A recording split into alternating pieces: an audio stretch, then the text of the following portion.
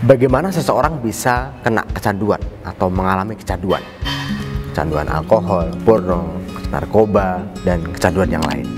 Nah, apa sih yang bisa menyebabkan ini? Silakan simak sampai selesai agar Anda semakin paham.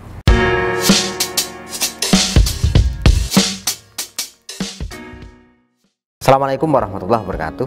Salam sejahtera untuk kita semua. Nah, yang menyebabkan pertama adalah lingkungan.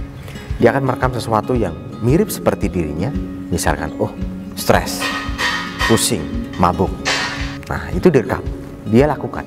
Kalau direkam saja nggak apa-apa, tapi karena rekaman itu akan memicu untuk melakukan, sehingga ketika melakukan akan menjadi sesuatu kebiasaan. Akhirnya setelah kebiasaan itu diulang-ulang akan menjadi kecanduan itu sendiri. Kemudian yang kedua adalah karena pengaruh penyakit mental.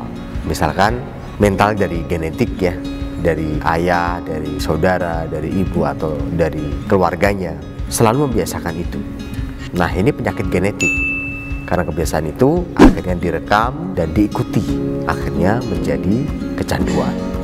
Yang ketiga, karena ada memang disuntik oleh pengobatan tertentu, kemudian ketagihan obat tertentu, sehingga ketika mau lepas dari itu dia merasa susah dan ini harus hadir dalam hidup saya susah untuk lepas dari obat ini, karena memang sugesti dari terapi melalui obat sehingga obat itu memicu untuk menjadi penyandu di dalam dirinya.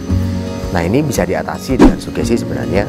Kalau mau telaten, kalau mau ikuti cara saya, insya Allah akan lepas dari obat-obatan. Ini terjadi misalkan orang yang punya diabetes, orang yang tergantung pada obat tertentu, misalkan darah tinggi dan penyakit lain yang membutuhkan obat untuk selalu terkonsumsi dengan baik.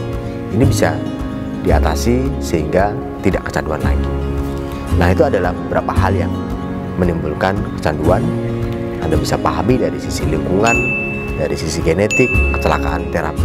Ada juga sisi mental yang memang menyengajakan diri mentalnya untuk dirusak. Ini karena biasanya mental block dari pikiran bawah sadar yang tidak baik sehingga mengarah kepada hal yang tidak baik. Hal itu adalah kecanduan. Misalkan kecanduan narkoba, dia stres, dia broken home, dia nggak punya teman, akhirnya pas terjadi kondisi pikiran blank, kosong, ada inspirasi yang masuk dalam pikirannya melalui handphone misalkan, melalui teman, melalui berita. Akhirnya dia mengikuti cara itu dan akhirnya terjerumus dalam kecanduan. Segera atasi dengan hipnoterapi agar sehat dan bahagia. Terima kasih. Salam sejahtera. Assalamualaikum warahmatullahi wabarakatuh.